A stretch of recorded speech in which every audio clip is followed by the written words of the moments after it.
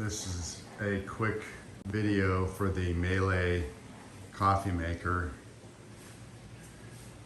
And what you're going to do is grab the side of the machine on the right side, pop it out, and you will see the water container, and you just add the water. Container for beans, a waste unit. Here is the container for the milk to make cappuccinos. And then here's a drip tray. So you would pull that out and rinse out some of the excess water.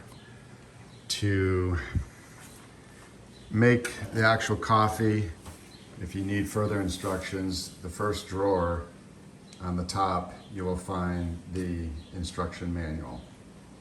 Thank you.